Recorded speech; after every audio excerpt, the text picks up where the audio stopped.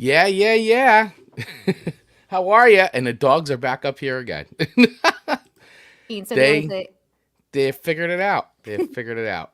there was a dog breakthrough, which is why we're like a minute late. Yeah. Those dogs, they want to be a part of our broadcast. I mean, can't say I blame them. No, absolutely not. It's just hilarious because literally, so real quick, everybody, great way to cold open start the show right now. But right before we went on, I was like, oh no, the dogs came up here because I'm upstairs and I have a gate at the bottom that somehow in the last week they have completely figured out no matter what angle you put it at to like break through the gate. And now they're up here Yeah. again. I went downstairs, I barricaded it again, and no sooner did we come on here that they got through the gate again. And now here they are rustling around on the floor beside me. I think they should become our mascot. They're absolutely hilarious. They're absolutely hilarious. Well, hey everybody. Well, welcome to Song Swap Showdown. I am one of two of your hosts, Chris Vaglio, and I am joined by Amanda, that girl, That's Sharp. right. How are you today? I'm doing good. You know what? This is going to be a fabulous show. And I feel like I say that every single week, but like, Yeah, I really, really, really also mean it this week. I know. I know. Well, you do mean it this week. I think you mean it every week, but I this week do. in particular, this will be a fun one because we were already starting before we went on. We were I already starting know. to like talk nostalgia, and I'm like, oh, we got to save it for the show, save it for the know. show, save it for the show. So yes, good morning, Dave Mattingly, New Wave Dave, our VIP himself. Mhm. He said good morning, music mixers. I think that we're gonna have a lot of people chiming in today. So if you are watching us live, of course, please feel free to chime in and play along as we go on throughout the day, because I feel like you're going to have a lot of memories to share if you want to share. And real quick, some quick housekeeping. If Yeah. this is your first time checking out Song Swap Showdown, whether you're joining us live here on our live stream, as we normally do at 8:15 a.m. Eastern Standard Time every single Monday, or you're catching us on demand on YouTube or listening to us on the go wherever you get podcasts, we welcome you. And how the show typically works is every week, Amanda and I each swap 3 songs each with one another that we don't think the others heard before. And those song selections, the little playlists we build for each other, are based on a theme that is chosen by spinning the wheel of themes at the end of every episode, which is compiled by our ideas and your ideas, our community. That is right. This is a community effort. And so those ideas are thrown on the wheel of themes and we spin it at the end of every show. So that's why you want to stay all the way to the end so that way you can find out what next week's theme will be. We then rate those songs on a scale of 1 to 5 records, with 1 being a dumpster fire. No, don't Not like here. it. Goodbye. It's going to be a flat tire of a song. You see what I did there? I did. All the way up to 5 records, which is heavily music to our ear, which is Riding on the Highway to Heaven. So is it a highway to hell or a highway to heaven? That is 1 to 5 records this week. Amanda, last week, as we do, we spun the wheel of themes, Yes, and it we landed did. on a fun one that was chosen by one of our community members, Yes. Miss Angel Love. We love her. Thank you so much for suggesting that. What is our theme this week, Amanda? It is picture. You just are newly licensed and you have keys in your hand and you are like just getting ready to press on the gas pedal and go on your maiden voyage behind the wheel of your very first vehicle for the very first time. Yep. What is playing on the radio? Woo! Yes. That Take me back. freedom, getting your driver's license, and for me, I'm pretty sure probably for you, I think for most parts of the country, 17 is the legal age to get your license. Although I think in like Pennsylvania, it's 16. We're a 16. Michigan's a 16? Yeah. Owen started doing so. Wow. When Okay. we got our driver's licenses, Mhm. it was a little different than I think what the babies have to go through these days. Where Right. It's a little different. Owen starts taking driver's education at 14 years and 9 months. Wow. Can Actually, you that's really, imagine? but that's actually really smart. I think the more they learn early on to drive and the rules of the road, the better off it's going to be, you would Because think. yes, because when I took it, I took education course that was, I honestly think it was, Yeah. I drove for like 6 hours behind a wheel with Mr. What was his name? For like 6 hours total. Then you take the test. Yeah. You And take the written test. yes. And then you're like deemed worthy enough to Yeah. be behind a wheel that could literally kill somebody or Yeah. yourself. Like, so now I don't disagree that there was some Yeah. more training needed. So the Yeah. hours here in Michigan, there's 2 segments that you have to go through, and you have to document through an app many hours, which include nighttime driving. Yeah, nighttime driving is definitely, I think for me, and still to this day, I hate driving at night. And I remember Yeah. driving at night for the very first time. Yeah. And yeah, it is that is a scary It thing to do is. when you haven't been used to doing it. And yeah, so for here in New Jersey, at 16, you get your learner's permit. Okay. And they're on your learner's permit for the year until you get, Oh, until, wow. you take your driver's test, and then Okay. when you pass your driver's test, you get your full-on license. If you don't, then you got to keep taking it again until you pass. I remember that the written test, I actually failed by like 2 points or something like that. Like, it was so close. I couldn't believe it. So I had to take the written test again because you can't get your learner's permit without taking the written test. It's like Sure. a whole thing. I was so devastated. I'm like, how did I possibly fail this? Like, I studied so hard for it, and I I had to didn't like pass. go and take it at like the Secretary of State, I believe, when I was doing it, where Mhm. my son actually takes it at the education center now. He doesn't have to take it at the actual like Secretary of State. And so it's basically like every student will pass. Right. They'll just be like, all right, try again. Yeah. Try again. Because they're really heavy on just like behind the wheel experience. And that's a whole different ballgame when you have kids and you're the passenger seat driver on your kids in the driver's seat. And Yeah. you do not have a brake pedal like the instructors do. Yeah, it's definitely teaching my kids, both my daughters, how to drive is an experience, because then I go, man, now I know what my parents went through. Mostly my father was the one that taught me how to drive. I'm like, now I remember, now I know how he felt. Like it's different when now you're the teacher. Yeah, and I it's think crazy. with your girls being a little bit older than Owen, I'm pretty sure we had a conversation where I called you in tears. Yes. Or at least voice messaged you in tears. I was like, I don't want to do this anymore. Yeah, it's not easy, man. It was definitely a lot of screaming and shouting and getting Yes. angry. And I'm like, now I know exactly how my father felt. Yep. I thought Owen was going to hate me for the rest of his life after a terrible incident of parallel parking. It was so bad. Parallel parking's the I worst. was like, Chris, I can't do this anymore. Oh man, it's gonna be great. So listen, I know we can go on and on. We got a lot of stories to talk about. We got a lot of songs to get to today. I know everybody's gonna have a lot of nostalgia, probably a lot of comments. So once again, please feel free to put them in while you're watching live, or if you're checking out the replay of this and you're on YouTube, feel free to add the comments afterwards as well.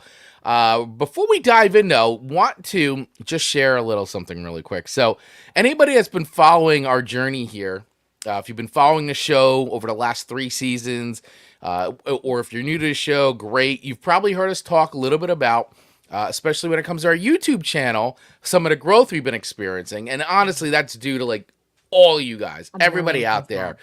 We really appreciate it. I mean, we talk about it all the time. We're always saying, hit that subscribe button, smash the bell, hit that subscribe button. And you've been doing it. You've actually been listening to us and doing that. And so we have really had a lot of growth here. And so it's 2023 when we're recording this video, and we've talked about this before, but just to recap. In January of this year, we had 137 subscribers on this show. I think it was and we were something proud like that. of that. And we were so proud. We were like, we're over 100. This is great. This is big news. Yeah, so we were so proud of that. And then it kind of sat there for a bit. And then somewhere very early spring, we started seeing an uptick. Very small, but we're like, oh, people are subscribing. And then at some point, it just went zoom. And here we are. We can proudly say, as of today, we're sitting at over 4,000 subscribers on this channel. So in a little over 8 months, we went from 137 to over 4,000. And it's because of everybody here. It's you guys all seem to like the content. We appreciate it. Thanks for everybody who takes the time to comment and engage with us here on YouTube. good or bad. We like it as long as you're having fun. And if we provoke an emotion one way or the other, well, hopefully you've stuck around to see more and maybe see what else we're gonna say. So we really appreciate all of you, and we've had so many great comments from the community here, so many notes of congratulations. But we actually had one. You sent one to me this morning, Amanda, which was really nice. Yes. This was really nice. You want to set this up, and while I get this queued up and ready to go. Absolutely. Well, while we love the support, we also love supporting others. And so I had reached out to I'll say like a brother fellow YouTube channel and just saying congratulations to them on their growth that they've had this year. And I had said, hey, you know what? If you want us to do a little ad read on you for our podcast, we would be more than happy to do that. And so here we were expecting, just a little plug-in for his show, which is so amazing. And he ended up sending us a message like this instead. And when we heard it this morning, we just couldn't help but smile. And we hope you guys can too. And it also will dive into a little bit of what his podcast is about, because it is so much fun. Yeah, so let me play this real quick from our buddy Lee from across the pond. No. Hey, Chris and Amanda, Lee from Lights Camera Ranch. Yeah. Want to say a big congratulations on you guys hitting 4K. Let me start that over. So I don't mean across the pond podcast. I just mean across the pond. Have across the pond podcast friend, but yes, across the pond podcast friend. Across the pond. Right. Let me clarify that. All right. Hey, again. Chris and Amanda, Lee from Lights Camera Ranch. Want to say a big congratulations on you guys hitting 4K on your YouTube channel. You guys have been killing it all year, and I can't wait to see where you guys are going to be in the next 12 months. I have no doubt you will hit 10K within that time frame, and it's just going to be so fantastic to see. And look, if any of your listeners or viewers are looking for any new TV or movie recommendations, I highly recommend to come and jump over to Lights Camera Rant, where we're ranting, raving, and reviewing all the latest movies and TV shows and video games. But I just am so proud of you guys, and it's just fantastic to see. Hope you guys have a great day. So thank you, Lee from Lights Camera Rant. Definitely check out Lights Camera Rant. I love his show. It's fantastic. If you're into anything like that, like comics, movie culture, the pop culture, the whole shebang, definitely check out Lee. It's great. I mean, it's right up my alley considering I'm a gigantic nerd. So I love his show. And thanks, Lee, for saying all those kind things. That's really wonderful. Great words of encouragement. And his IG content, he does a ton of reels, and they are fantastic. He does lip syncing impeccably. Yes, he's so talented with that. And I'm like, Lee, how many takes does that take? It's like the Tootsie Roll lollipop. Like, how many licks does it take to get to the center? Like, Lee, how many takes did it take to get to that reel? Yeah, exactly. So it's fabulous. Go check him out. He's a great friend, great content creator, and we are so grateful for that sweet message. Thank you. Absolutely, 100% well said, Amanda. So yes, thank you so much, Lee. So, hey, listen, I want to check in really quick with some of the comments we have going on in the chat before we jump right into our show. So Dave Mattingly checking in. New Wave Dave was saying, what is on the radio? What is on your CD? What is on your cassette? What is on your 8-track? Yeah, for real, Dave. Yeah. Great question to ask. And man, this was tough. This was a tough one because I know I was listening to a lot of stuff during that time. We got Mark Ronick checking in with Good Morning Gang. Melissa Stetcher with I feel you, Amanda. Now I may call Chris in panic mode too. Yeah. I don't envy the season she's in, but know that it gets so much better with time. It really does. It really does. It's a different. It's so different. It is awfully different. Yeah. Literally awfully different. Very much so. Very much so. Mark also saying congratulations on all the growth. Well, hey, Mark. Well, thanks to you and all your help, we've been able to achieve this. So we appreciate all your guidance as well. And Jim Fisher checking in from the UK. Hi, LOL, from Widegate UK. Okay. Can you play as we go along? Monkeys. Cheers. Keep up the great work. So, thank you, Jim, for checking in. And of course, Dave Mattingly, always putting together playlists. We actually have two. We have Ian from Australia also checking in with playlist suggestions as well. So, as they do every single week. So kind, putting together playlist suggestions for us. So Dave's saying my suggestions for Chris this week are Chris Fishbone, Party at Ground Zero, Simon F., New York Girl, and Stump by Charlton Heston. And his suggestions for Amanda are Billy Bragg, Greetings to the New Brunette, Depeche Mode, Somebody, and Men Without Hats. Where do the boys go? Dave, the big men. Dave, there's only two people in this world that I know who are huge Men Without Hats fans, and Dave is one of those two. It's amazing. And then Ian, our friend from Australia, who, once again, because of the time change, can't join us live, but always goes in ahead of time and puts his song suggestions in from Down Under. He says, my three for Chris: Dumb Things by Paul Kelly, We Gotta Get Out of This Place by The Angels, and Working Class Man by Jimmy Barnes. And for Amanda, Man Overboard, Do Re Mi. Do Re Mi? Do Re Mi? Do Re Mi. Is it Do Re Mi? Do Re Mi? Yeah, like the notes? Do Re Mi? Oh, Do Re Mi? Oh, I got you now. See? Monday morning. Do Re Mi, Slice of Heaven, Dave Dobbins, Some Kind of Girl, The Cockroaches. And FYI, members of the Cockroaches went on to form the biggest kids music band, The Wiggles. I didn't realize that. The Wiggles. The Wiggles. Talk about yeah. blast from the past. And you know what? Ian, one of my artists and songs is To Tip My Hat to You, sir. Oh, yeah? The Yes, Wiggles? we'll go into that. Oh, no. My first to song me? to you was some Aussie connections. Oh, very good. Very good. Yes, you would be correct about that. And I may have a little something you didn't know about that song, but we'll see. We'll see how deep it goes. And Dave is actually saying I co-founded the fan club for Men Without Hats back in the days. Dave, I don't not believe that. I believe that would be true. We had to create our own fan club on Facebook. Yeah, we did, but it's all right. People are in it, though. Yeah, because we made them. Yeah, we willed it to happen, and it happened. Maybe one day there'll be somebody who makes it on their own. But until then, be sure to check out our group on Facebook. Yes, absolutely. Showdown Backstage Pass.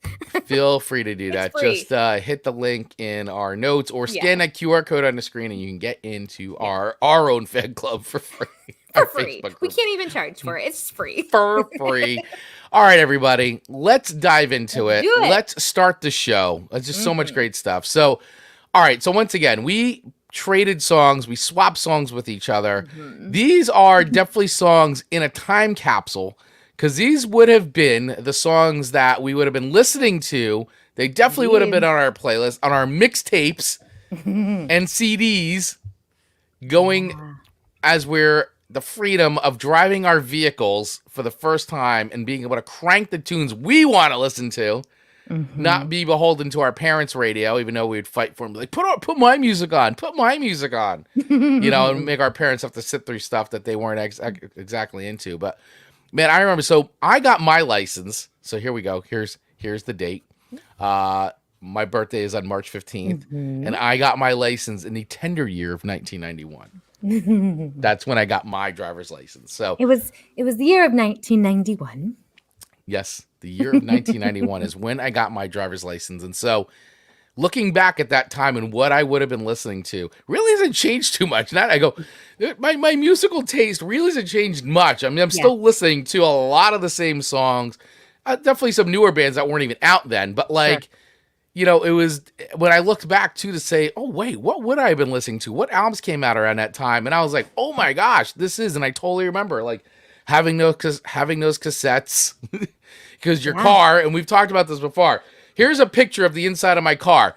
Cassette tapes everywhere, usually on the seat, and then you're driving and you're like this and like that. And then the CDs, before you even had the case, you'd have CD jewel boxes everywhere, stuck everywhere. So my first car, I didn't even have a cassette deck or anything in it. I had to go and install. I had to go get one from Sears and then have a friend install it. And my first car was a 1986 Mercury Topaz. Woo! That was my first car. I think I got it for $600. Back when you could get a car that would run for $600. Yeah.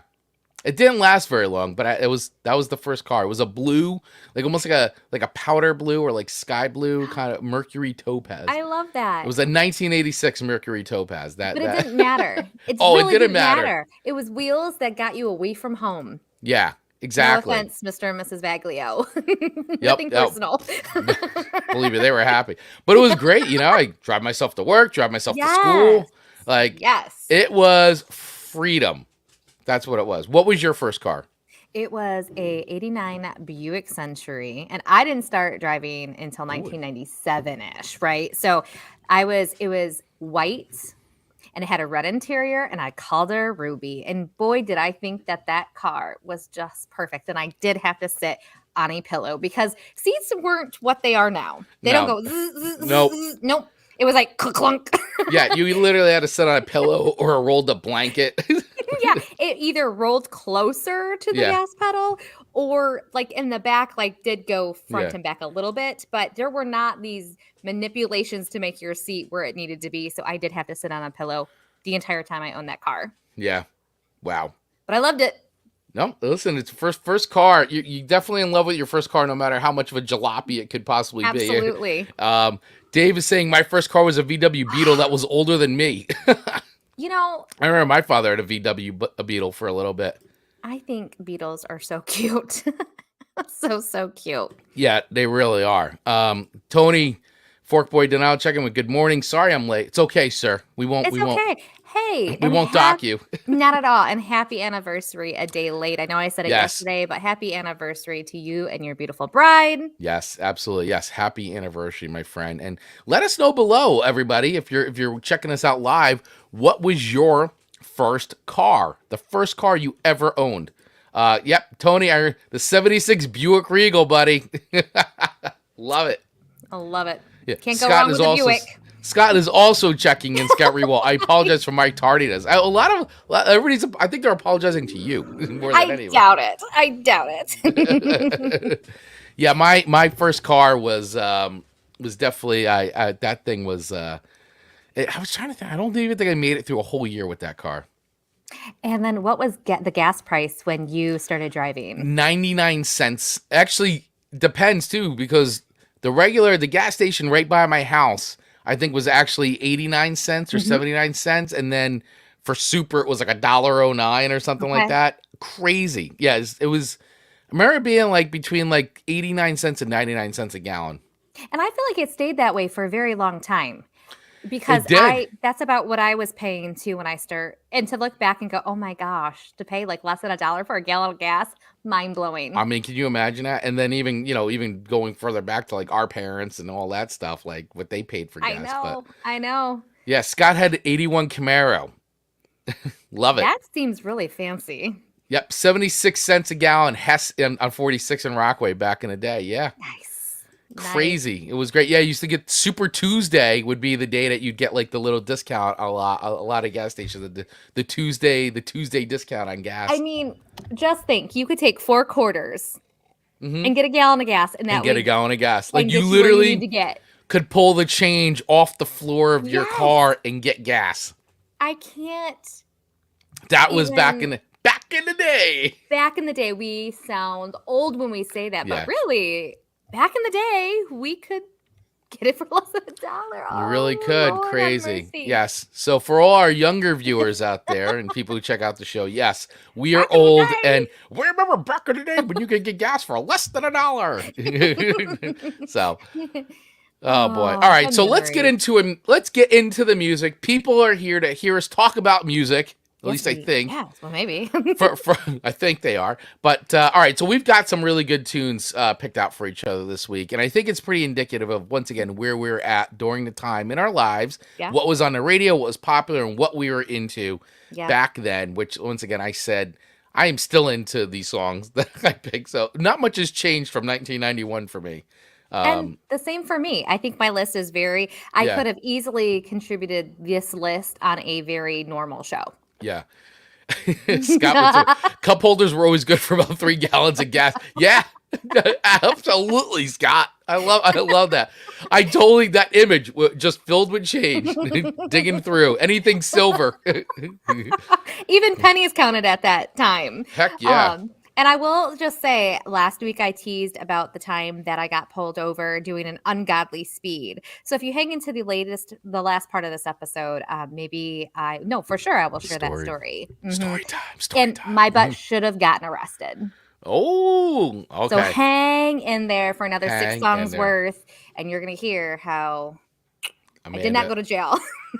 Amanda almost was arrested, almost in handcuffs. My mom would have killed me. Your mom would have definitely killed you. Oh, sorry, Mom. She doesn't know.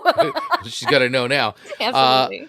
All right, so who's going first this week? I think I went first last week, right? Okay, so I'll go first because your first song to me is something. It is Poundcake by Van Halen. Yes. Listen. I love how you start. It was something. It was something. I already know I'm off to a bad start when Amanda goes, your first song to me, it was something. We might as well start with the worst of the 3.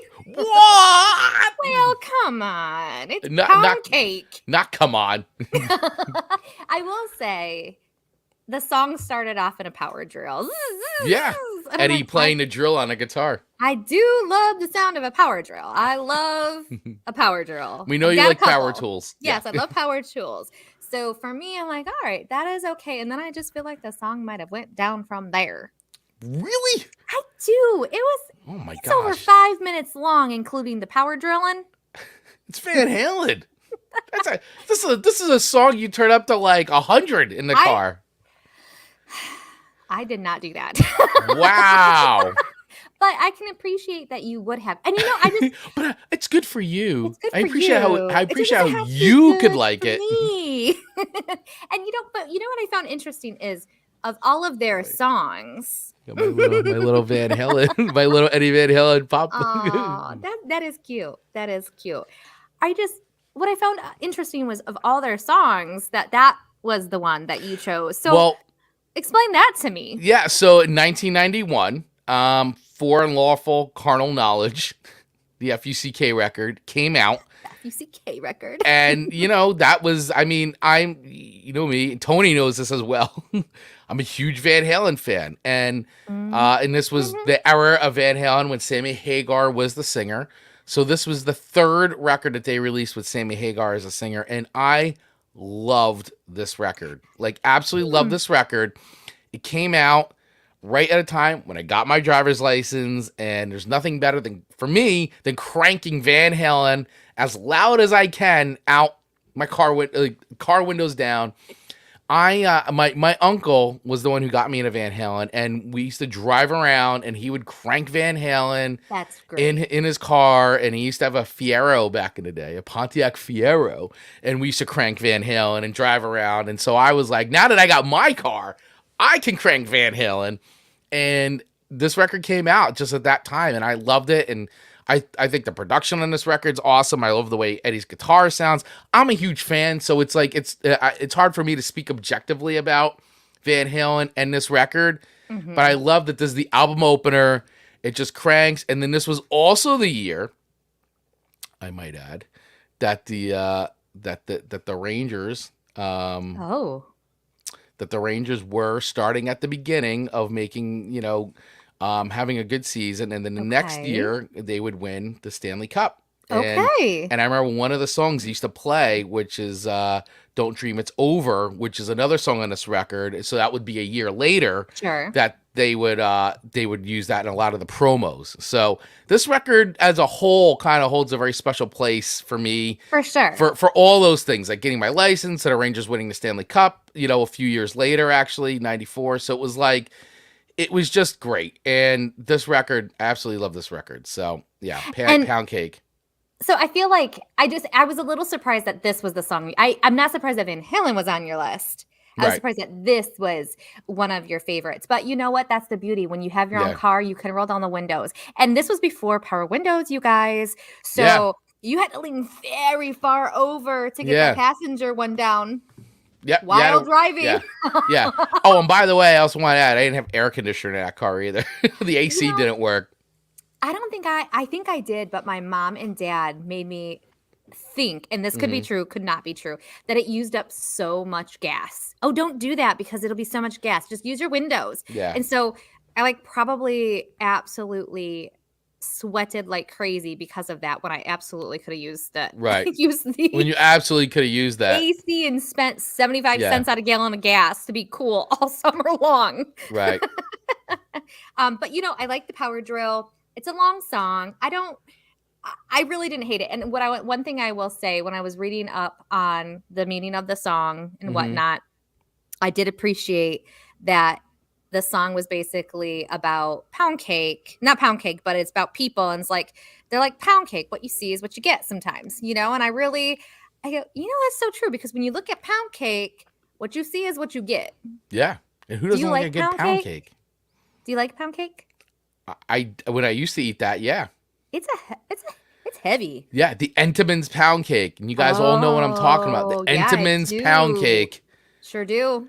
There's two things that you could show up with at pretty much any gathering if you didn't have time to bake. And one was the Entenmann's pound cake, and the other one's the Entenmann's crumb cake, the coffee crumb cake. That's my preferred. Hook, it's a line, little and lighter. sinker. Yes. The pound cake I can do. I mean, the pound cake's fine, but it's just so much for me, where the coffee cake. Yeah. A little lighter. I like it. Yep. Yeah. All right. So you want to hear a little bit of pound cake? Yep. Yep. All right. Let's hear some pound cake. Listen to that. Yes. I feel the sense of freedom. Yes. Windows down. What speed are you going when this one's playing? If it's on Route 80. Maybe we shouldn't incriminate yourself. Although around town, I'm respectful around town, like back road, you can't go that fast. Would you turn it down when you be pulling in the driveway? Like, No. You just keep it blasting? Keep it blasting. Let them know I'm home. Let the neighbors know I'm home. Hear me coming down the road. Oh, stop. That's fantastic. Let's go.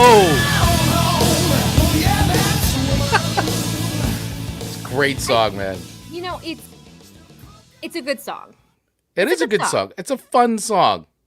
I just Once again, I can't speak objectively about it. I really can't, because I love it. You got the memories attached to it, and that is okay. I do.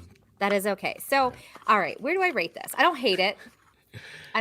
Chris picked Pound Cake to find a song that Amanda hasn't heard. All the other songs today are big hits. What's up with that?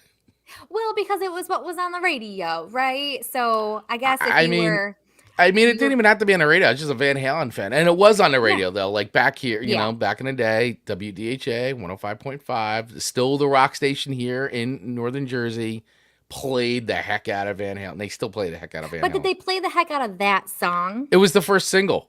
Oh, okay, so they would have then. Okay. This was the first single off that record when it was released. This was the single, the first single? Yeah, the second one was Runaround, which you may... What a strategy. Yeah. That just seems like such an odd choice. It's Eddie, and he's got it's Van Halen now, but it sounds like a Van Halen song. All right.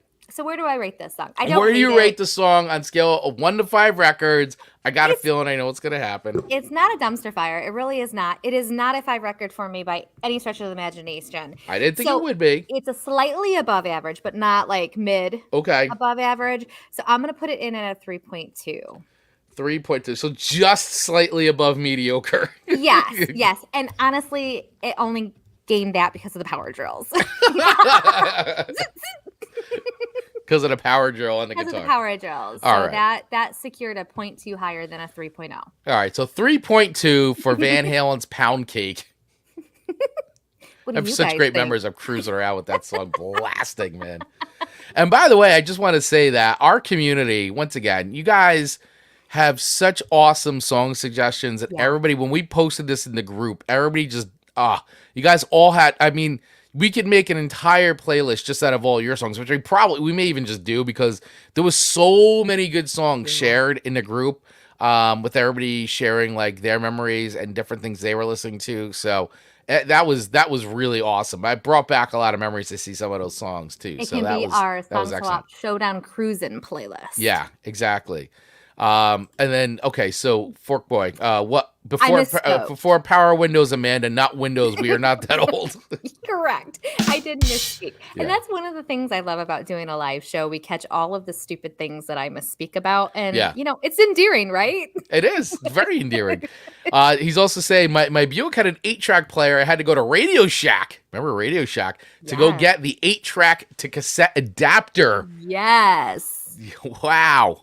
Love it. 8-track to cassette adapter. Just like then, you had to get the cassette to CD adapter. So it actually, which was funny. So the car when Madison had gotten her car, my younger daughter, when she had started driving her first car, which we actually just got rid of, it finally died, was a 2004 Lexus that had 148,000 miles on it, and it had a cassette deck in it and a CD player, right? So she doesn't listen to CDs, nor does she listen to cassettes, but we had to get the cassette adapter so she could plug the aux in to her phone. It never ends. There will always be a need for But adapters. it just was so funny to me to think about the technology and how still like it was like the total marriage of like old school tech, which was so like for us like, oh my God, you could to the phone. So it's like really, I don't know, it's like I found the irony in it. I thought it was really funny. It is funny. Yeah. I mean, quite the move forward in technology in the last 50 years or so. Very fun to see. Yeah. So, all right. So with all that being said, let me start diving into your first song pick to me. The first song that you swapped with me. And by the way, I'm going to just say I knew 2 out of your 3 songs this week. So this, I was familiar with 2 of them. The third one I was not, which is no shock, I'm sure, to you, Correct. considering it was very country artist based. So wasn't my on my radar at that time. However, these 2 songs, I definitely know them because one of these songs, this song in particular, Torn, performed by Natalie Imbruglia, released in 1997. Talk about a song that was huge and everywhere. And this is actually my wife's one of her favorite. She does this on karaoke. This is a karaoke song. Yeah. Rachel? Yeah, Rachel does this to karaoke. So this is one of her karaoke go-tos. This is a staple. I applaud you, Rachel. Yeah. And funny little bit of history about this song, though, because, while we all remember the Natalie Imbruglia version, which is by far the most popular version, she didn't write the song. She performed it, but she didn't write it. It was a song written, and the journey of this song is actually pretty interesting. So if anybody doesn't know, I'm going to share a little bit, because according to songfacts.com, they've got this documented. So in 1991, songwriters Ann Previn and Scott Cutler wrote this song with Phil Tornelli, a producer who had worked on albums by The Cure, XTC, and Edwyn Collins. The song was first recorded by Danish singer Lis Sorensen as Bryant, I think, and with Danish lyrics written by Elizabeth Nelson, appearing on Sorensen's 1993 record under Sturgeon Ested. I can't. I'm not gonna even. I'm butchering that. It sounded wonderful. Yeah. Thank you. Then Previn and Cutler, and this is where I actually first learned about this because when I used to listen to Howard Stern all the time, he actually had them on, and they came on and performed Torn live. So Previn and Cutler then formed a band called Edna Swap, and they released the first English version of Torn on their 1995 debut album. Edna Swap got a little attention, but the song was released in Denmark again in 1996, this time by Norwegian singer Trine Rain with English lyrics. So then Torn found its way to Natalie Imbruglia, with the song's co-writer Phil Thornalley ended up working on her first album. Natalie Imbruglia, for anybody that doesn't know, is an Australian actress who was on the Aussie soap opera Neighbours from 1992 to 1994, the same one Kylie Minogue starred in. We all love Kylie Minogue. Thornalley, who had her record the song, it was released as her first single in 1997, launching her singing career. Her debut album, Left of the Middle, was released in 1998 with Torn as a first track. Thornalley also co-wrote 5 other songs on the album and became one of the most popular producers on pop, with a client list including Ronnie Keating, Brian Adams, and Mel C. He and Previn teamed up again to write the #1 hit, Mama Do, for Pixie Lot. So, what I did. What I did. Phew. Now, I mean, everybody, yeah. But it's an interest, once again, it's always interesting to see, like, you know, you think it's such a simple journey when a song is written. Yeah. And then, you know, it was performed by so many people. It was performed by a lot of people. So what I did, so I figured, let me, for everybody here today, if you've never heard the Edna Swap version, I'll play a little bit of that. So you can hear the difference, because the Edna Swap version comes off much darker than the Natalie Imbruglia, which is a lot more like poppy sounding. So let me play a little bit of the Edna Swap version, because I think people are going to be a little bit surprised by this one. So let me get that. Let me get that queued up. Let's hear it. Nothing's fine, I'm torn.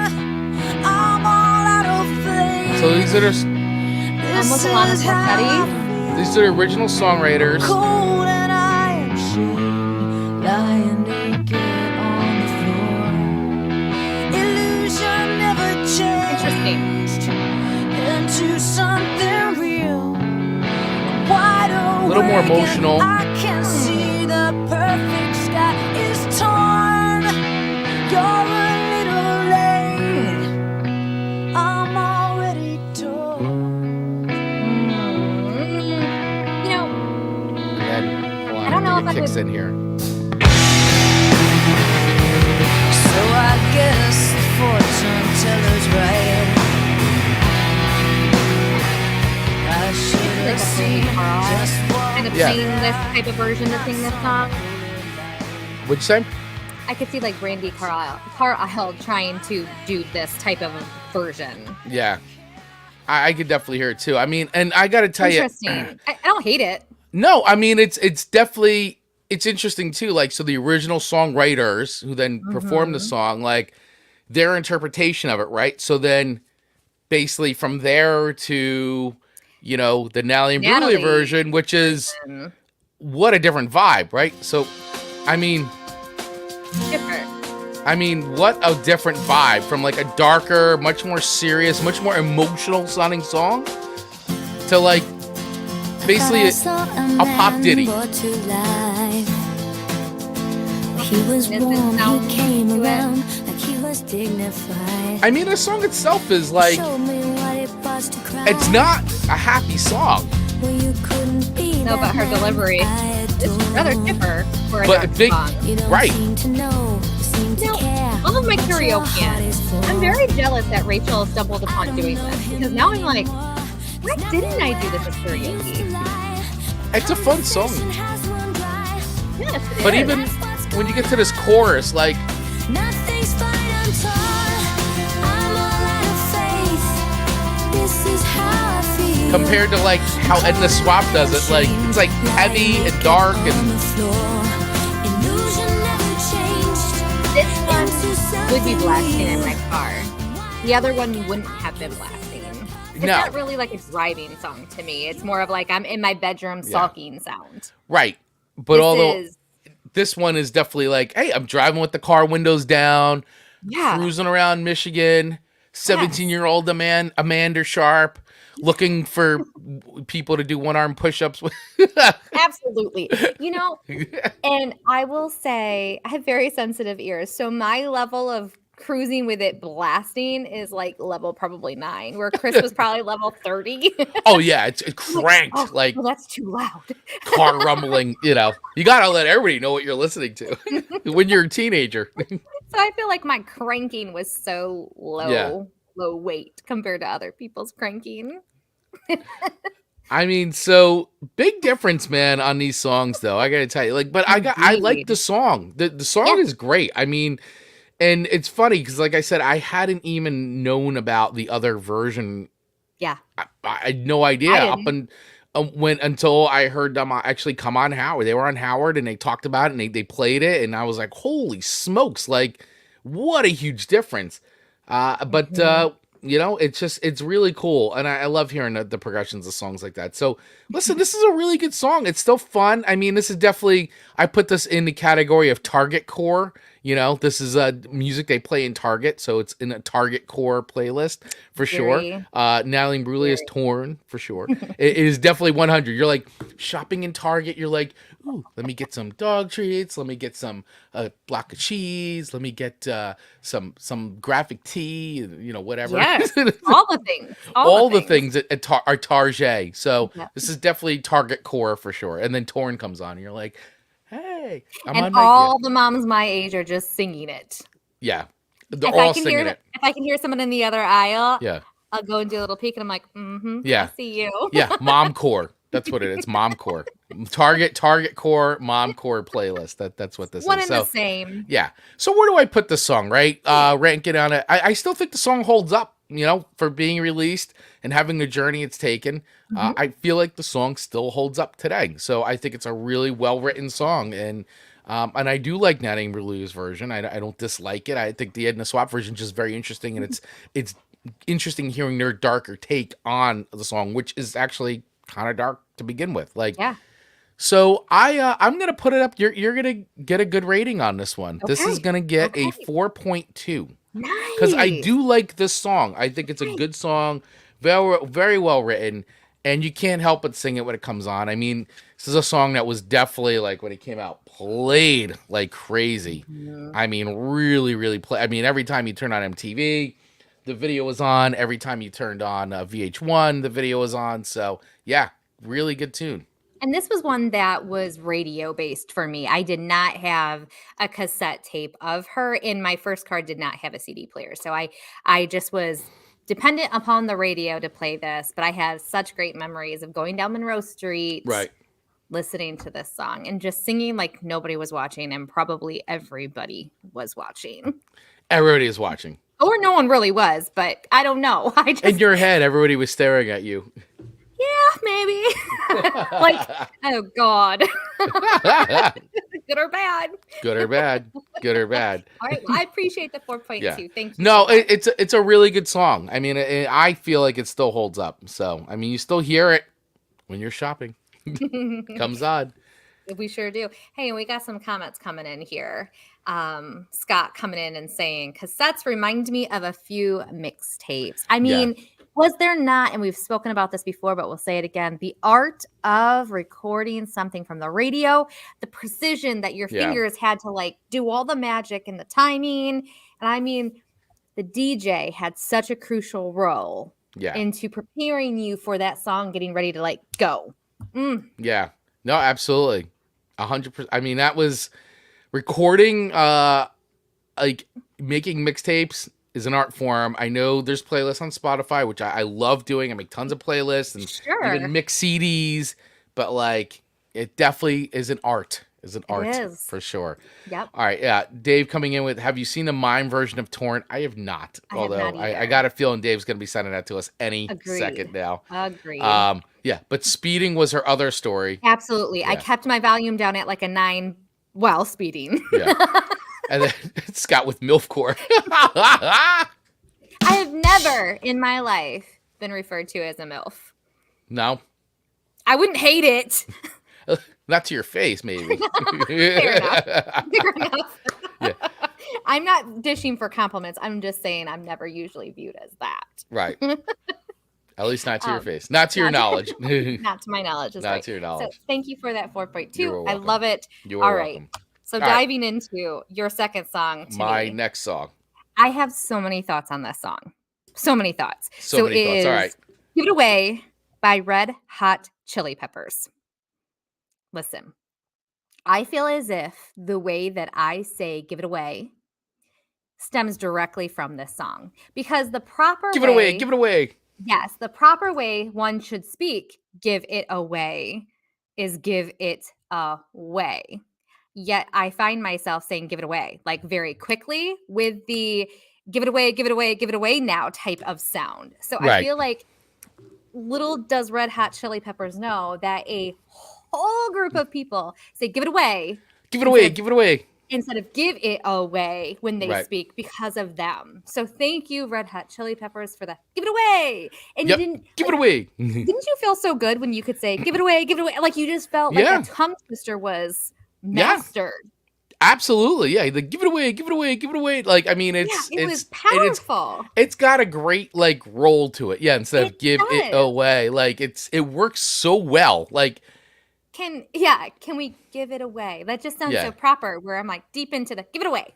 Just do it. Sounds so quick and efficient, and I really like it. And what I really like, well, so really, this song has very little substance to it. substance. It's really just like, hey, give it away. And when I looked it up, I was like, ooh, it literally is just about, hey, give it away. Right.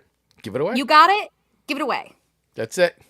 That's it. And I mean, what a wonderful message. And I don't think anyone really understood that was the message when they were saying it, because they just love the song so much Song's great. It's that they a don't great really song. think that there's actually a really good message behind it.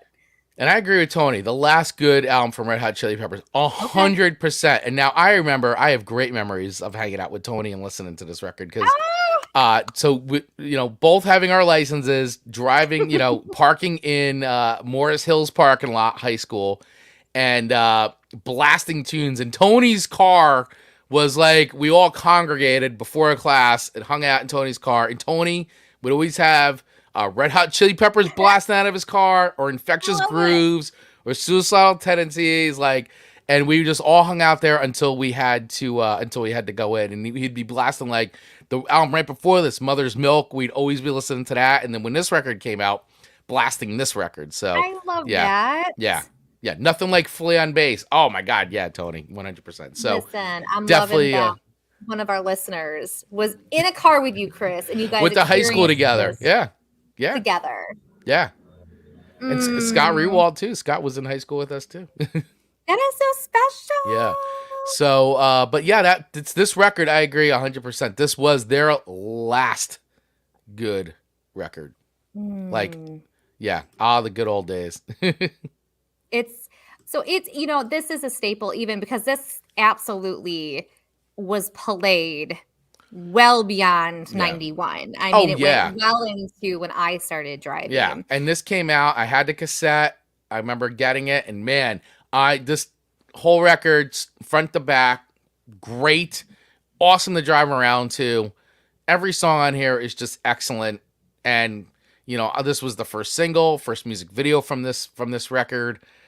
Music video is crazy. But it works so perfect with the song, because the song is like crazy. I don't know if I've seen the music video ever, because remember, I wasn't allowed to watch MTV, but is it just them like acting like fools, like just excited and playing like crazy? It's it's like black and white, and they're wearing like, we'll have to watch it. It's an MTV staple for sure back in the day. But it's them playing, but yeah, they're acting like, it's crazy. Having fun. They're acting like nuts. It's kind of it's like, it feels like they're like in the middle of the desert or something playing this, and they're dressed, it's all black and white, and I think Flea's got like mirrored like pants on. It's pretty cool.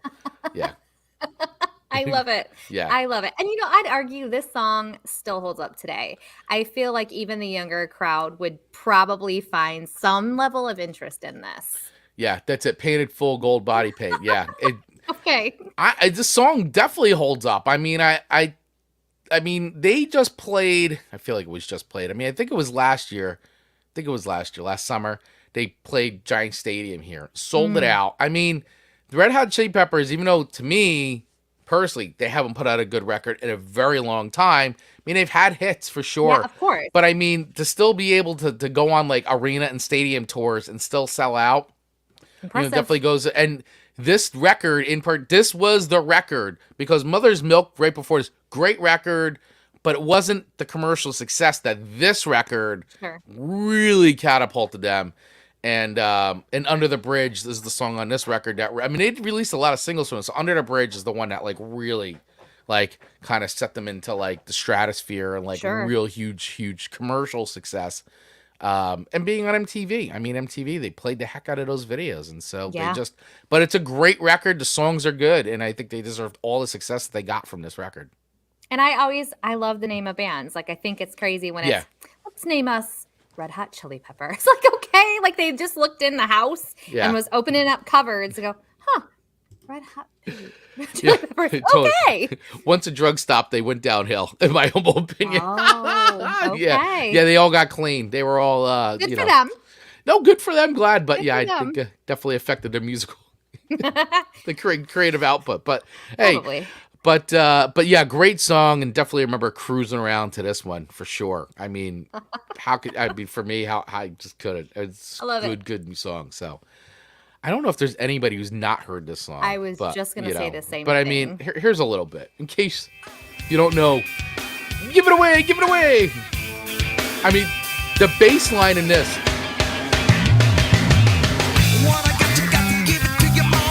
I mean, what a groove.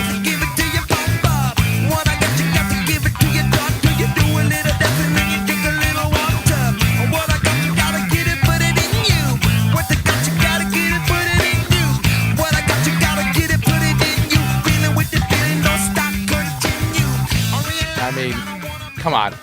I mean, it's insane. Insanely good song. And this is where this would have been more of one of my like secret songs that I enjoyed because it wasn't necessarily like an Amanda song. They're like, oh my God, if Amanda's heard listening to this, what would they think? So I would go from like a 9 to maybe down to a 7 to listen to this one and probably roll up the windows a little. I Right. would not listen to this one with the windows down. This would be Right. one of the ones I would enjoy with the windows up because Right. I had a reputation to keep. You had a reputation to uphold, you know? Amanda's such a good girl. She can't be listening to Give It Away by She- the Red Hot Chili Peppers. She doesn't The listen to Red nerve. Hot. Yeah, she doesn't listen to Red Hot Chili Peppers. The nerve of such a suggestion. Yeah, so I did really enjoy this. And I can remember being in cars with people that listened to this. So It a was a lot big of fun song. memories from the 90s with this song. So where do I rate that with all that being said? Where do you rate it? This to me is not quite a 5 record. I feel like it's close for a lot of reasons, but I think it's more because of the nostalgia of it, which is, hey, listen, how Yeah. we rate music. But, and 50 years, is this still going to hold up? Maybe, maybe not. So I don't know that it would be on my eternal playlist. I wouldn't But- want to listen to it eternally, Okay. but it's close. It's close. So I'm going to put this one in at 4.8. 4.8. I Wow. enjoy I like it. There's I- a lot of fun elements to it. You have enjoyed this way more than I thought you would. So, See, so this one made up for Poundcake. wow. Just didn't like pound I cake, just man. really didn't. Wow. So 4.8. All right. 4.8 for Red Hot Chili Peppers. Give it away. Give it away. Give it away. Give Give it away. now. Give it away. Give it away. All right. So your next song that you have swapped with me. Oh wait, hold on before we get into I'm that. I just saw, giggling. yeah. Here is Amanda's worried about her reputation and me dressing like a priest for a week in high school. That's very true. Do you have any pictures of this that you could send me? I'd have to Tony? go back. Tony, I know probably has a picture of it, but yeah, that's Oh right. my! Oh my God, gosh. I remember that. I remember that. But why? Holy crap! Well, I'll let him tell that story. That's a story for him to tell you. But- all right, so your next song to me is I don't want to wait. Yes, I don't want to wait by Paula Cole, otherwise known as the theme song to Dawson's Dawson's Creek. Creek. I mean, and I would just, this song was like, this song infuriated me because you'd be watching WB and the promos for Dawson's Creek would come and all you would hear is, I don't want to wait. And it'd be like every break. And I'm like, enough with the Dawson's Creek, enough with the stupid song. I'm over it. Oh my God. Taking a really good song and just completely shoving it down your throat. Oh my gosh, yeah. So I got so, because it was always just that chorus because they would play it because it was a theme song to Dawson's Creek, and it was just on all the time, and it was just like I just can't. If I ever have to hear I don't want to wait one more time. So it's been years since I actually have listened to this song. I can't. This is just so funny thinking of you at a younger age going, I'm never going to listen to the song again. And here, 2023 on the Song Swap Showdown, Amanda sends it to you for dissection. Yeah. Sends it to me for dissection. I mean, honestly, it's not a bad song. It's a good song. Mm-hmm. It's a good song. Yeah. But we just talked about Torn, but Torn, even as overplayed as it wasn't a theme song for a TV show. And that's it right there. So while hugely successful, also I feel like, in my humble opinion, damaged the song Fair. because That's fair. it was a TV show theme song, which we just did that episode, by the way. Yeah. And this is a case where I felt like it didn't help the song because they overplayed it too much. Yes. It was very fitting Yeah. for the show.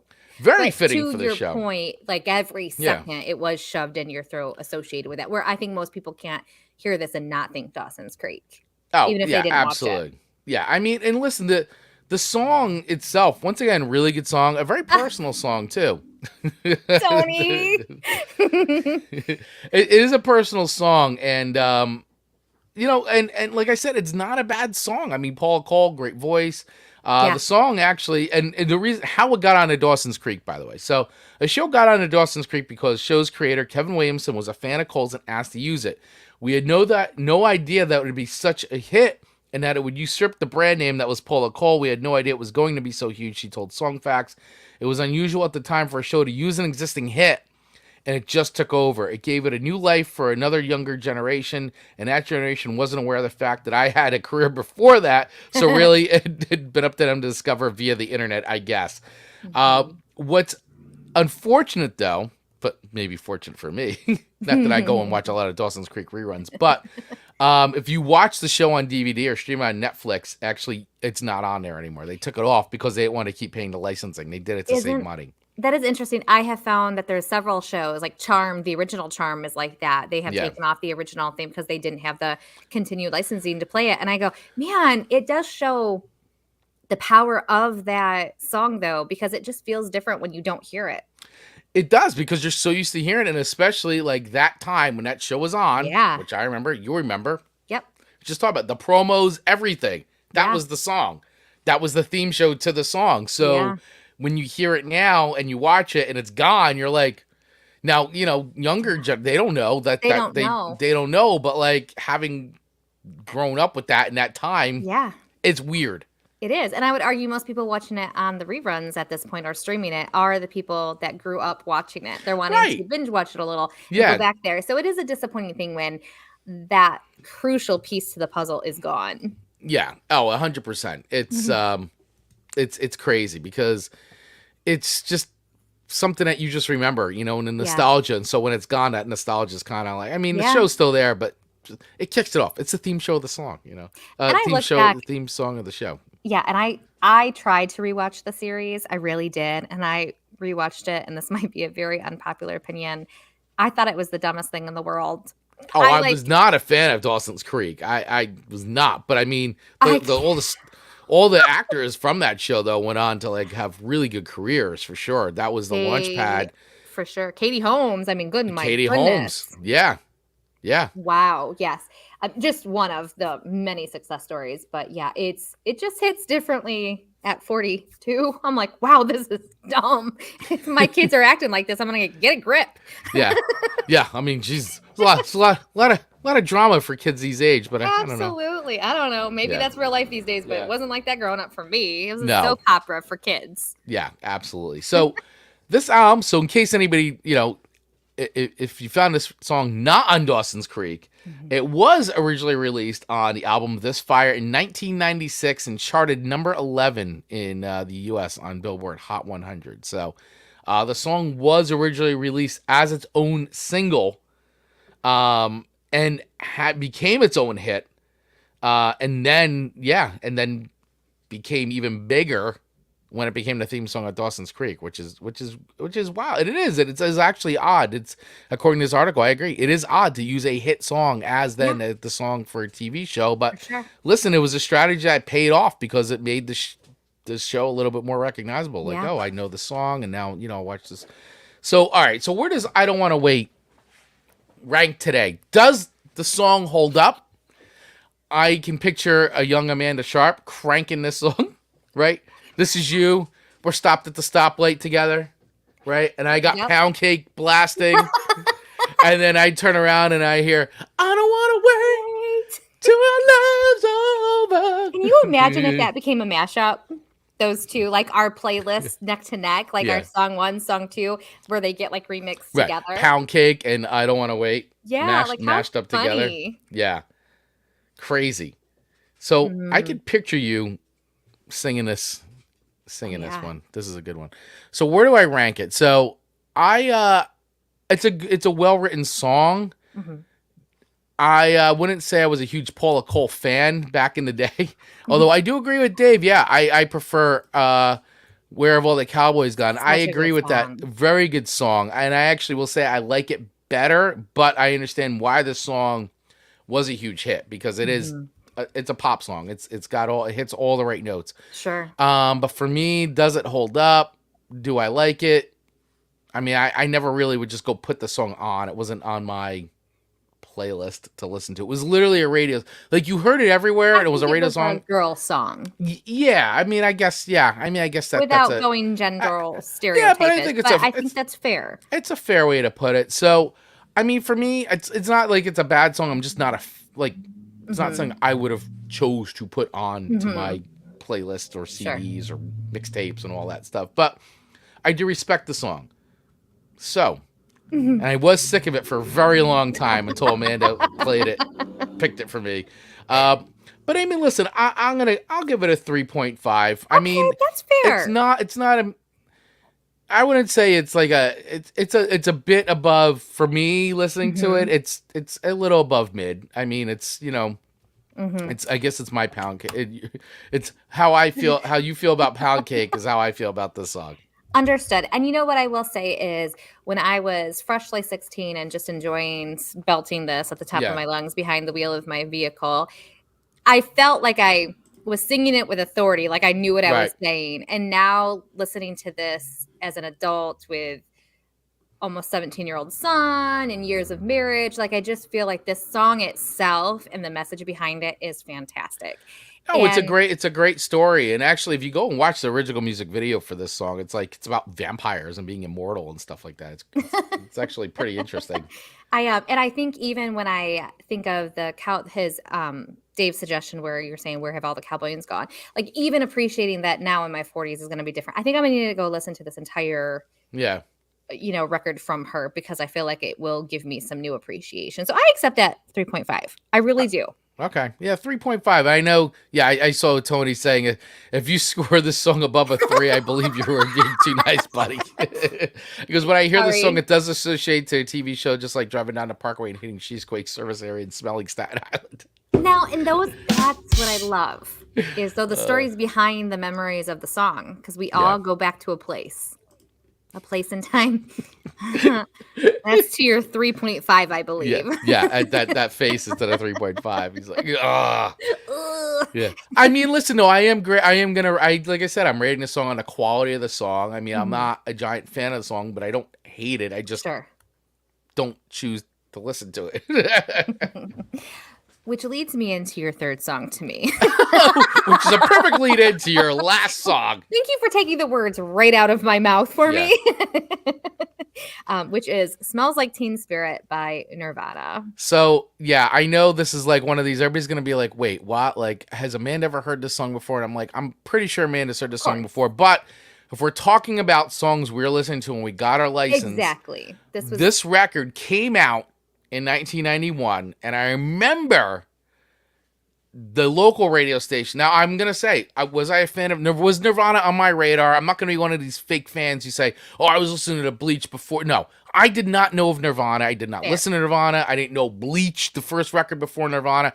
I literally heard Smells Like Teen Spirit for the first time on WDHA 105.5, and they had said, I remember being like, this is a new record that came out from a band from Seattle, called Nirvana. It's a really good song. We all I remember them playing it, and then I was like, yeah, this is really good. This is like kind of the stuff that I like. It's like, it's not metal, because I do want to paint a picture. In 1991, I was very deep into metal and hard rock. Like that was like, now while I did listen to some punk and hardcore, the main things on my radar were metal, like Metallica and Anthrax and thrash metal stuff and even some death metal. And then I was also listening to hard rock, like still Guns N' Roses and Van Halen. So I was kind of in those worlds. And hearing Nirvana was like, wow, this is like punk and all the hard rock stuff I like. This is really like, this was like fresh for me at that time. And I remember going out and buying this record, like, and being blown away by it. Blown away by this record. And, you know, I know it sounds corny and cliche to say it now, but I mean, at the time, in 1991, Smells Like Teen Spirit was unique and it was refreshing. I know it's hard to say now, but in 91 it was.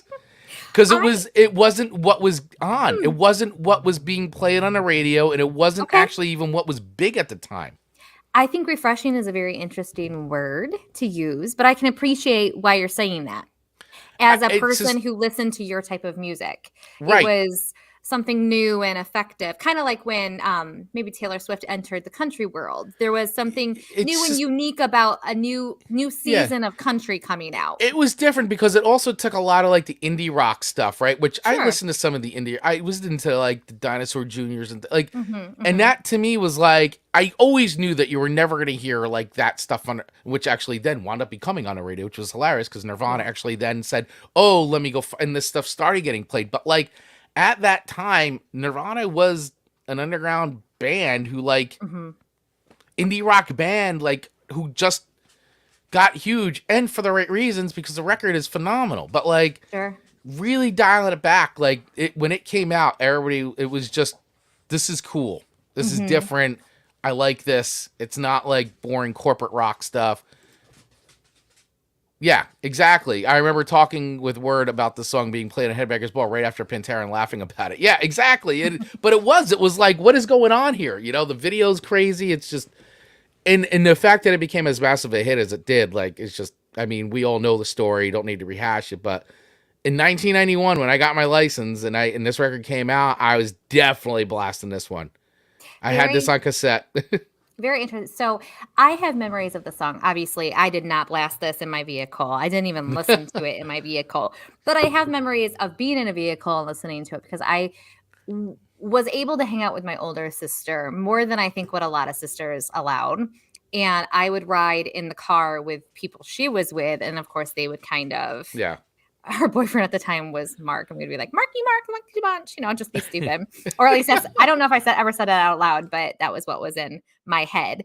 And I remember having this crush on the guy that would always be in the car with him. And we were in this tiny little truck. So I would have to, like, 4 of us would be sitting so that we didn't wear seatbelts at the time. Sorry, everyone. Like, I know it's important. It was just a different time. It was a different time. It was a different time. And so I was like, I'm so close to him. And I thought I was the coolest thing in the world, listening to some Nirvana, sitting next to a guy that I had a crush on for no reason other than he was an older guy. He wasn't even attractive. It was so stupid. He was an older man. He was an older man, which I always was attracted to. That's a whole different show. But yeah, so I have memories of this. But for me personally, it's not like... While I have memories of it, it was just fun time memories, not that memories of like loving this song. So if nobody's listened to it before ever in the world, maybe we should spin a little bit and just listen to a little bit of Nirvana's "Smells Like Teen Spirit." Just in case there's 1 or 2 people out there who have never heard this song. Absolutely. And when I was Googling, I did find out that it was basically written with that they were just out with a night of shenanigans, and one of the bandmates just basically came up with "Smells Like Teen Spirit" after they had been drinking all night, and they all snuck a little bit from the activities of the night before. So here we go. In case you've never heard this before. I can say, like, I do appreciate the sound of it. I just think it goes on and on and on and on. And it's actually not even that long of a song. Oh, I guess it is. It's 5 minutes.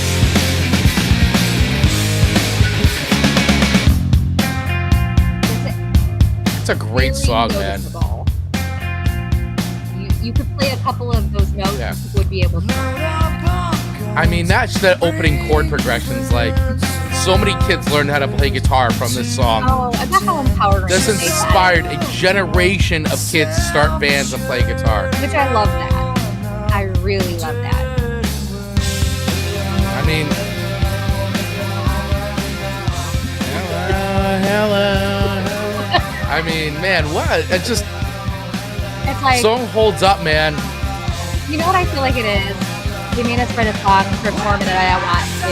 Like, we're just gonna sing it like no big deal. Yeah. Daddy daughter is coming in. That one person.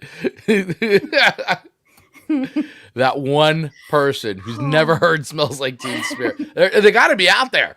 Like, Alex, they got to be out there. It has to be one person who's never heard Teen Spirit being like, I've never heard that song before. Who is this band Nirvana? Maybe I should check them out. maybe your daughter's age and younger. Right, exactly. Maybe there's a 16-year-old who's like, I've never heard this song before. So, I love it. Maybe. According to our statistics, there's about 20% of people between the ages of 16 and 19 who listen to this show. So, oh my gosh. So they probably won't hate the rating I'm going to give now. no. All right. So I All do have some nostalgia with this. I can 100% see you having your windows down and enjoying this musical delight at the level of 30. This is cranked. I can assure you, I did not listen to this in my vehicle ever. And if it came on the radio, I would have, manually turned the knob.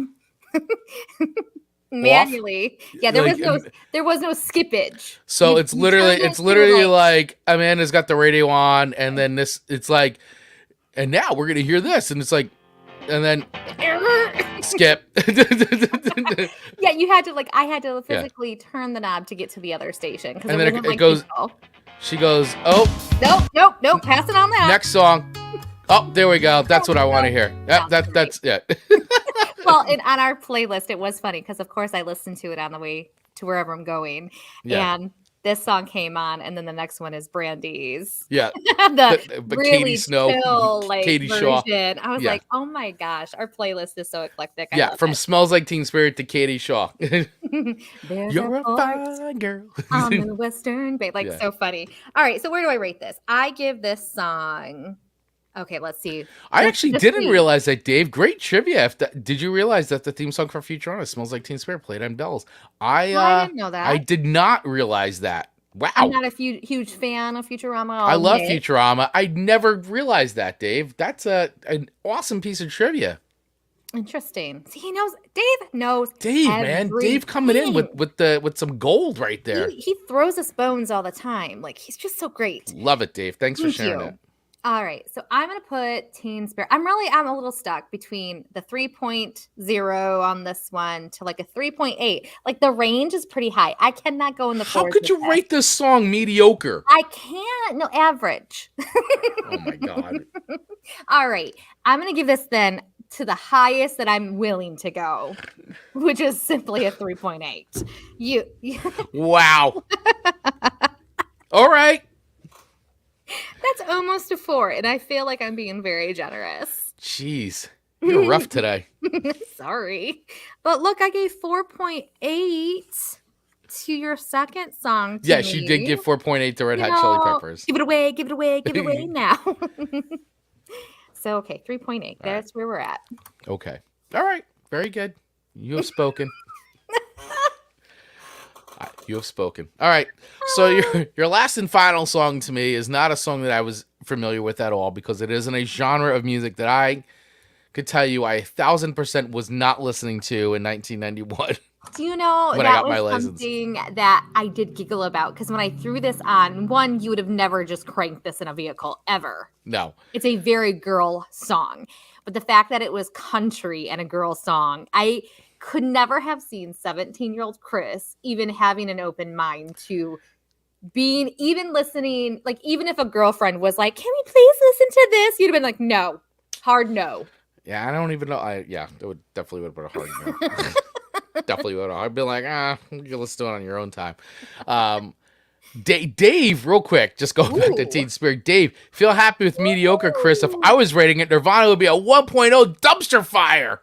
Wow, Dave with a controversial statement. He is like, this is hot garbage. Dave, if I didn't love Chris so much, I may kind of have been on there with you. Mm-hmm. Yeah, see, here it goes. See, too nice, Chris. Yep, you're right. I was too nice about Paula Cole. Interesting.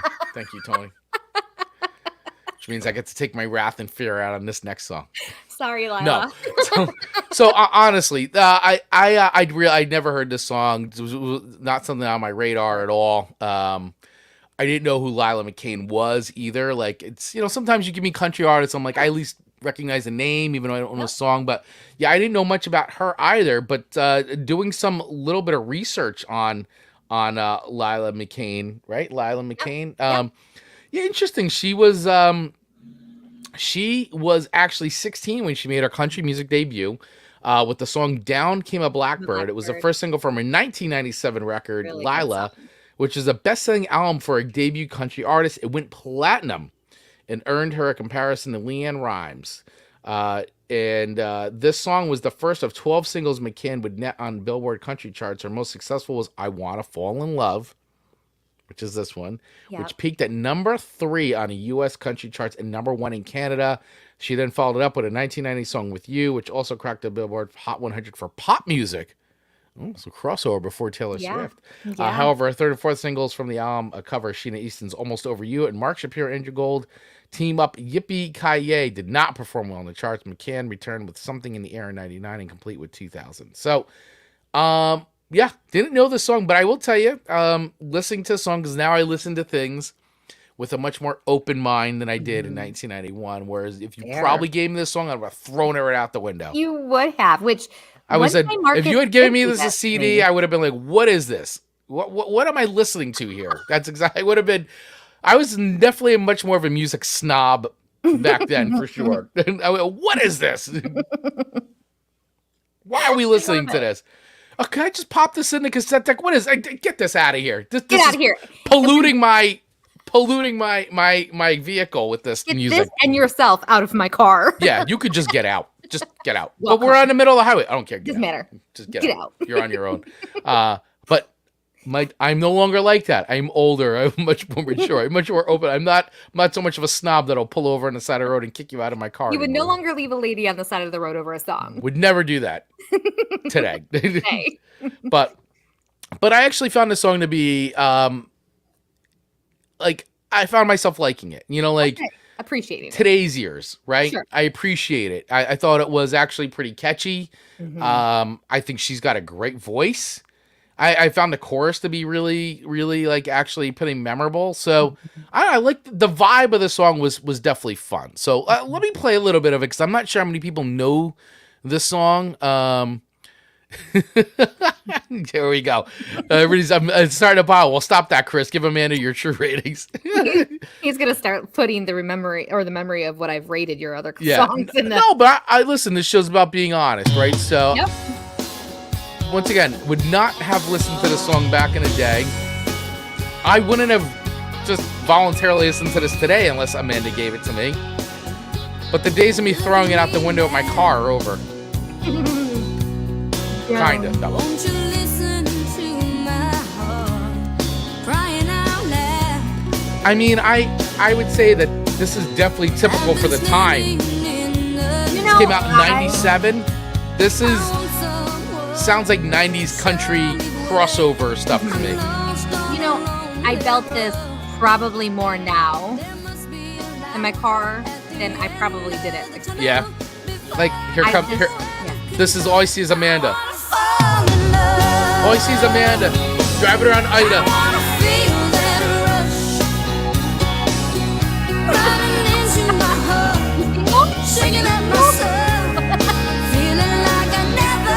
Finger guns. At that age. Now I am. Now she is. Watch out. Watch out, Ida. Amanda's stepping out. I wanna fall. Yeah, so good. It's happy. It's definitely positive and happy. Listen, I get it. Would I voluntarily go and listen to this song on my own? The answer is no. Okay. Understood. Right? Yeah. Tony, great. This is girls' night at the old honky tonky with $2 margaritas. Yes. Fair. You just painted the picture perfect. A 100% that. Amanda, even though Amanda's drinking $2 virgin margaritas though, because Amanda does not drink. So, but Correct. she's at karaoke night at the old honky tonk. I'm sure I could pick it right back up. I used to be Headbanging little Amanda late. to this. Yeah, exactly. Amanda's headbanging. Okay, so let's just talk about that because it's not inaccurate. So imagine like a 16-year-old to 18-year-old boy pulling up to me, and I was not pretty at 16 to 18 to 25 to 30. Like Stop. I don't think I was actually somewhat attractive until I probably hit 35. But anyway, I don't like this self-loathing. I mean this in the most accepting way. Like, please just understand when I say those things. I guess made an effort.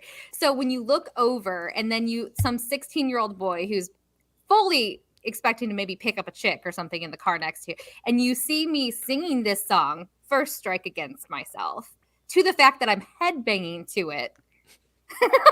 Second strike, I'm in a Buick Century, like proud as can be, on a pillow because I'm too short to see over the To dash this song? bonnet. To this song. I mean, and we wonder why I had to pick up Marcus in the parking lot doing one-arm push-ups.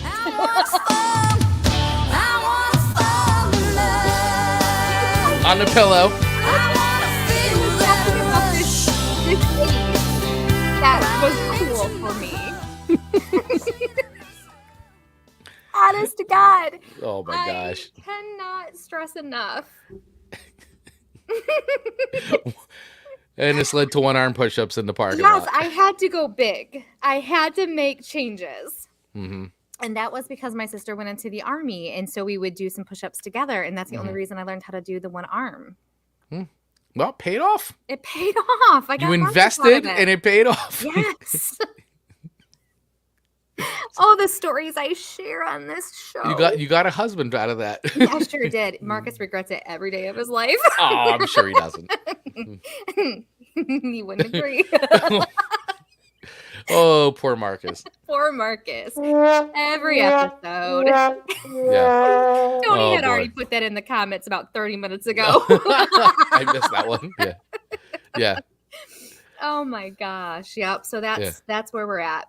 Girls, it's a Betty whose bridal birthday weekend song. 1,000,000%. Yeah. That's it.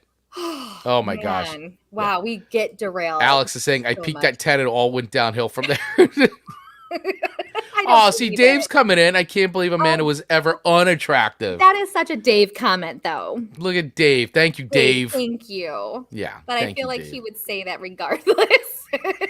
Out of our support for us. Oh, man. Love you, Dave. All right. So where am I ranking? Where am I ranking Lila McCann's I Want to Fall in Love? Listen, not a bad song. Not one that I would voluntarily go. I definitely feel like it's girls. I Sure. agree with Tony's painting of this picture. It's the girls' night out, the old honky tonk with $2 margaritas. Sure. And by the way, don't disagree. nothing wrong with that. By the Yeah, way, I don't I'm disagree. not. I don't agree to anything negative about that at all. I think it's Million great. percent. Everybody should have the rally song. This is Amanda's rally song. And I really do like Down Came a Blackbird. Excellent. Not my rally song, but not a bad song. It's not a bad song. It's not a dumpster fire. It's not a 2. We put that out there. It's in the 3s for me. So Fair. I'm going to give it a 3.2. Okay. I receive that. I really do. And that's not a revenge rating, by the way. No, That's just, believe it's it. how I feel. It's how I felt going into today. And it's how I still feel about it. Yep. But I don't think if it came on, Yes.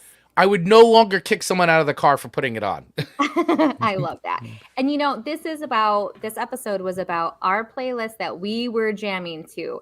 I don't think I could have stacked it to win it because what I was listening to was what I was listening to.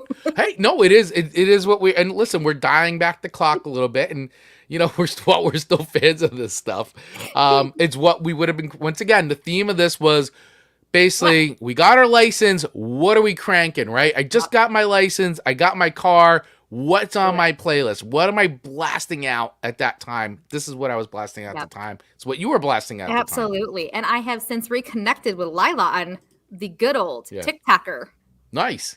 And she came back and, she has since said that basically her career ended most part because they told her there wasn't room for her in country music. Like there were too many other stars or whatever. And I go, oh man, I really wish she would have a better manager. So she got out of the music. I mean, outside of those few things that continued, but it was nothing like the success of this particular album.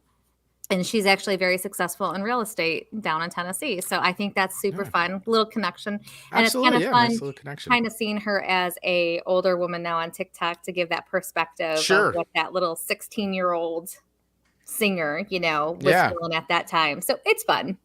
Yeah, I think it's great. I mean, listen, and the fact is too, she did something very few people can actually say they did, which is have hit records, hit songs, number 3 on Billboard. I mean, it's not easy. And the fact that she did it, she's always going to have that. So, you know, kudos to her, man. Kudos to her. Yeah, for sure. All right. So that wraps up this week's ratings. Yes. And if you we are do, at 11.8. Yep. Okay. You're at 11.8 and I am at a piddly 10.9. So you are the winner of going back in time and feeling the freedom of driving back in 91. Congratulations, sir. I had hair then. I had my mullet. I had a flowing mullet back in the day. I had it all. I had it all going on. I had my jean jacket. I was gonna ask, like, was your hair blowing in the wind? Because I know I loved that feeling. Like, kind of like when you first were able to ride your bike alone. And by yourself for the first time. That wind and the freedom, like that you felt by that. Yeah. And then to get behind the wheel, something that almost every kid dreams about doing for that first time. And I had a July birthday, so the windows could be down, and that experience of just that wind and the smells of freedom. Chris had a mullet. I had a mohawk. Dave. Here we go. We need to see pictures. I have this actually so handy. Oh my gosh. My yearbook. I'm so excited. So here is... I need to see this. I need to see this. Okay, so here is a picture. Okay, let's see baby Chris. Of me. In 1992. Christopher Baglio.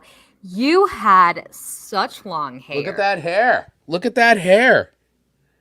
Oh my gosh, look at the long hair. Yeah. That was beautiful hair. That was my hair in 1992. You were killing it in that hair. Yeah. Chris, that was lovely hair.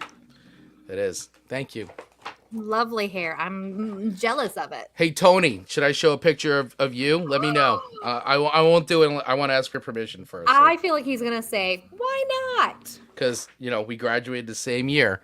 So, Tony, do you want me to show your yearbook picture? Let me know. I'm on the edge of my seat. Yeah, we'll see what he says. In the meantime, while we're waiting for his response, you should tell your story about how you got almost arrested. So let's hear the story. For everybody who's stuck in there. All right, Tony said sure. So do your story, and then I'm going to share Tony's picture. Okay, so this was when I was a little bit older. Say because this is I now know Marcus time. Right.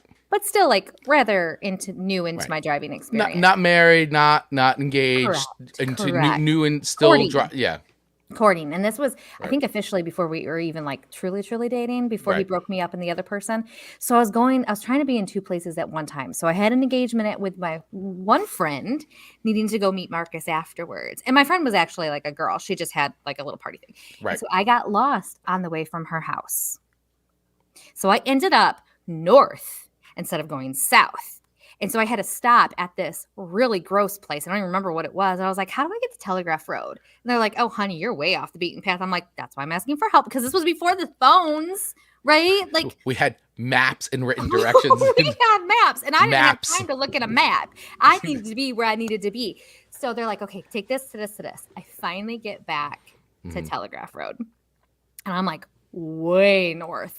And so I'm like, all right, I got to pick up some speed. So I was cruising. I was doing probably 85. Right. In a 45. To the point where the cop that I passed, and I was like, oh, crap. Oh, boy. Didn't even probably clock me because he just could see. He just knew you were cruising. Cruising. So I did what any normal new driver would do. I try to flee, and then I pull into a parking lot, Blockbuster parking lot that was in like a little strip mall. Yeah. And I park into the first parking spot I can find in the middle of a bunch of other cars. And I turn off my car and like hide. It was instinct. I don't know how I did it. I just knew to do it. Wow. Praying this man wasn't going to find me. Then he goes my window. Were you like leaning down too when he knocked on the window? I was down. I roll down the window, the roll of shame, trying to figure out how I can describe. What am I possibly going to say? Why were you going so fast, young lady? I was lost. Those were the first words I said. Usually when you're lost, you don't speed up.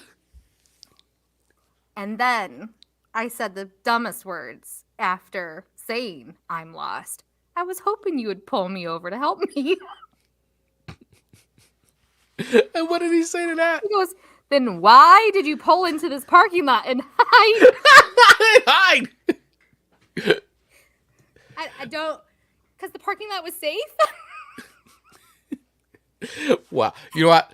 He was like, just stop talking. Yep, he had his pad of paper. He's like, young lady, I could be pulling your butt in jail right now, but instead I'm going to write you a ticket for this. I was like, my thank God. God. Thank God. And so this is the kicker. I didn't want my mom to know I got a ticket. Right. So every day while I was at work, on my break, I would drive home real quick, check the mail, and come home because I knew the ticket was going to come in the mail or whatever was associated with the ticket had to come in the mail. I think I had it comes in the mail. Yeah. Right. Yeah. So for a month, I had to do that until it finally came, and then I could like pay for it without her knowing because I had my own insurance, so she would have never. Right. You're on your own insurance, and then your insurance points go up and all that.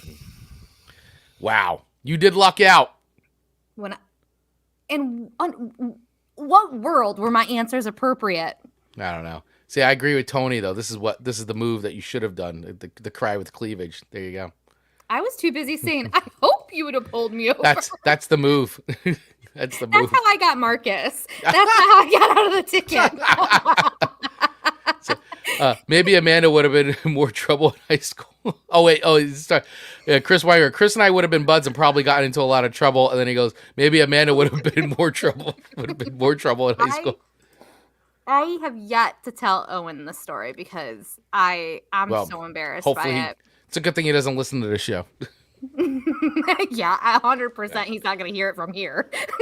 Well, Amanda, you definitely lucked out. I mean, I've definitely had my close calls too, but I never pulled anything like that. Oh my gosh. It was instinctive to flee. What does that say about me?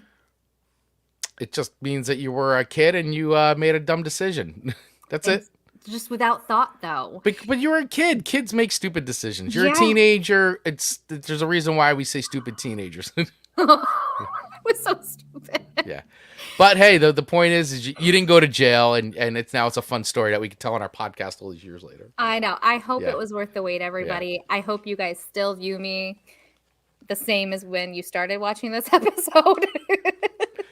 So do you want to see a picture of Tony Forkboy Delano? All right. Yes. So here's Tony.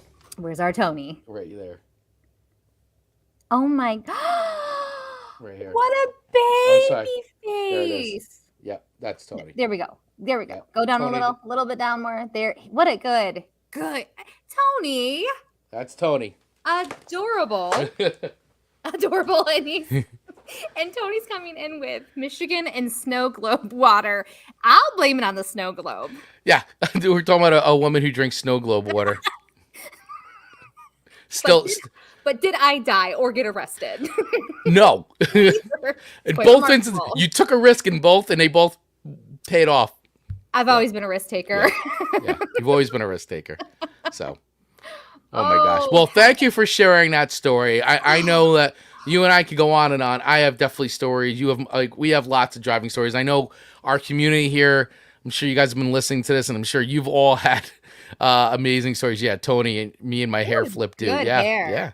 definitely. Adorable. You Yes. both were adorable. Still are. Yeah. No, he still is. You He's both still, are. He's still Doors. adorable. I just wish I had hair. But anyway, great show today, Amanda Sharp. A lot of fun. I hope everybody out there who's been listening to us and hung in there for this whole show also found it as much fun, found the nostalgia fun. We do have one more thing left to do, though, Amanda. What do we have left to do? Okay, but you know what? I meant to say this to you Oh. before the show because next Monday, is it still technically November? It is still November. It's after Thanksgiving. Okay, so we I should figured do a show. Okay. Yeah. I was like, are we going straight into Christmas? Are we doing one more regular we're thing? doing one more regular show, and then we will start the holiday blitz. Does that sound good? I'm willing to agree to that. Or does I guess we should have asked the community this, but I think one more show. I think you're right. one more regular show, and then we do the holiday blitz. I like it. Okay. And we'll spin a holiday wheel to pick those themes, and we'll do a special episode on that. I like that. Okay. All I'm right. trying to give away our regular shows because I love Christmas so much, but I can deal with it. All right. All right. Let's do the wheel of show themes.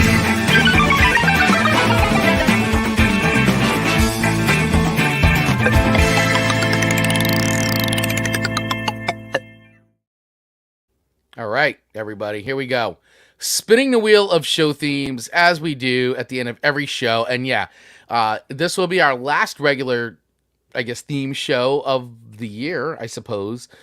Well, maybe. I don't know. We'll figure it out. However, we're going to do this, and then we'll do a special spin the holiday wheel, much like we did for Halloween, and we will pick some holiday themed shows. So we will post that in the Facebook group so that way you can all give us some ideas for special holiday themed shows, and we'll put them on the wheel, and then we'll spin it 3 times and pick, or 4 times, whatever, and we'll pick the next themed episodes. And Tony's comment, for God's love, please, one more regular show. Well, you got it, Tony. For one more regular show. This All right. is for you. All right, here we go. Let's spin the wheel and see what next week's show theme will be. Well, the suspense. The suspense. I can't believe how full that wheel is every time it Oh. spins. Oh, what do we got? Wow. Oh, Going way back in time.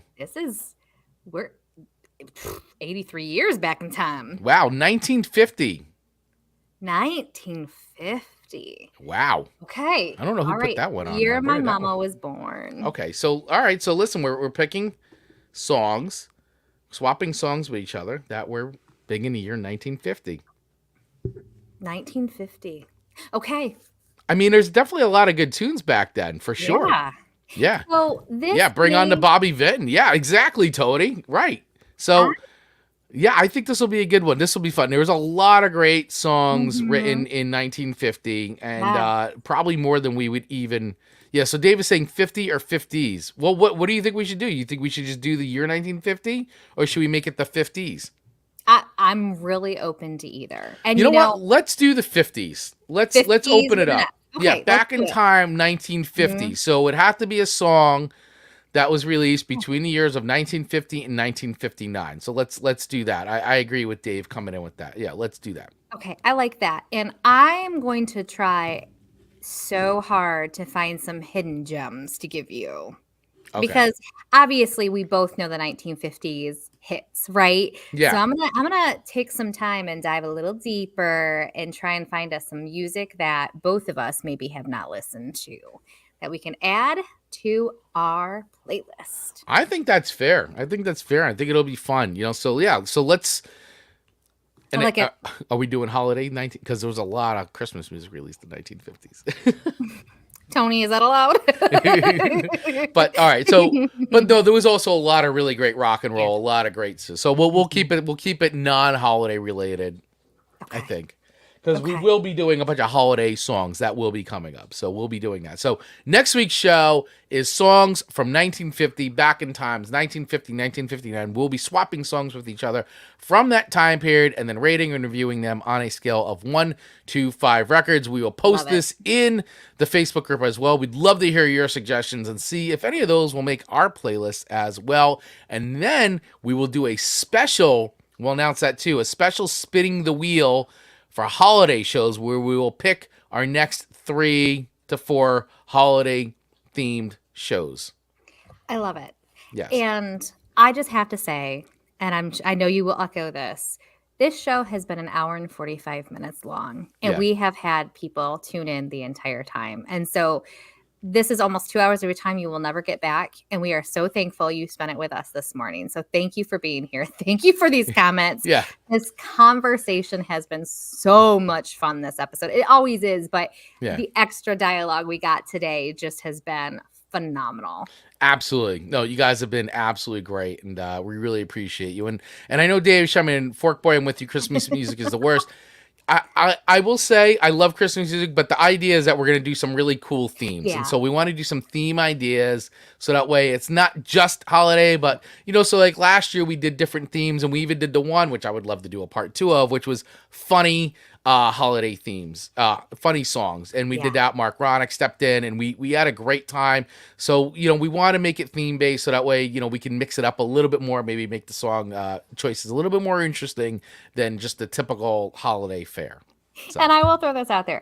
For the last 2 Decembers, I've gotten super sick. Yeah. And someone had to step in for me. So just in case that happens again, start throwing your name in the hat for Chris to have somebody to be as co-host. I'm going to try my best because no one wants to be sick. No sick this year. That's what I keep saying. Well, I'm going to do it. No sick this year. I'm gonna make it. No sick this year. So, all right, everybody. Well, hey, thank you all so much for hanging in there in this longer edition of the show. But, you know, it has been a fun one. A lot of great stories to tell. And we're so super appreciative of all of you. And, yeah, thank you once again to everybody who has taken the time to hang out with us and hit that subscribe button and that like button and the follow button. Wherever you listen to us, especially on YouTube, you guys have just been absolutely amazing. And please keep the suggestions coming, keep the feedback coming, keep the engagement coming.